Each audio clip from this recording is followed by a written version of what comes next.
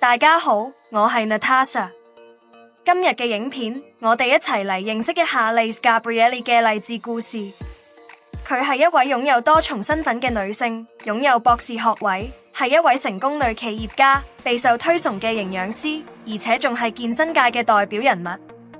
Lace 嘅身形勻稱得嚟又勁吸睛，完全有資格做大型健身品牌廣告嘅代言人。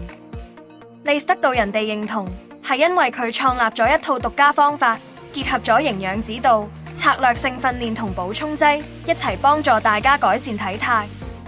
結果點？真實改變咗好多人嘅生活，唔論係想減肥、增肌，定係追求一個健康啲嘅生活方式。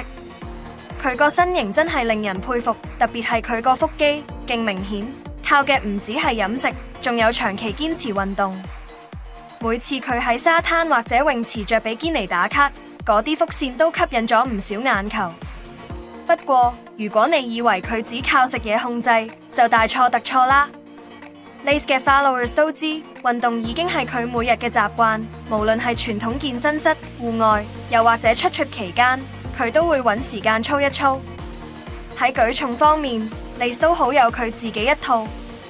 佢中意用中等重量訓練，重視身形線條嘅美感同身體比例嘅協調，最終成果就係一個既優雅又勻稱嘅健康身體。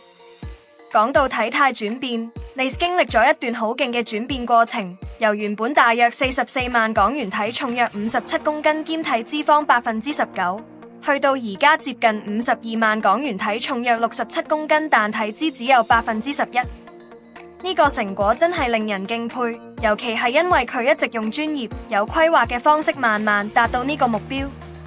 Lace 主理嘅 Nutri-Sport 計劃就係想幫助更多人改善營養同提升生活質素。佢 Instagram 而家已經超過大約94,000港元，即120萬粉絲。佢經常會分享實用營養貼士、健康食譜、拆解食物迷思同埋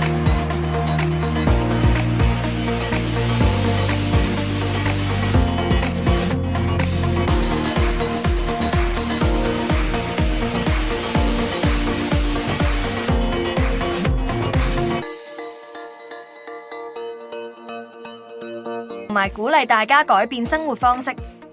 如果你未睇過 Lace 嘅 IG， 真係好值得去 follow 下，連結喺下面 description 度。而家都想聽下你哋點睇 Lace 嘅轉變，記住喺留言度話我哋知你嘅睇法。如果中意呢條片就俾個 like， 仲有記得 subscribe 我哋個 channel， 唔好錯過之後更多精彩內容。下次見。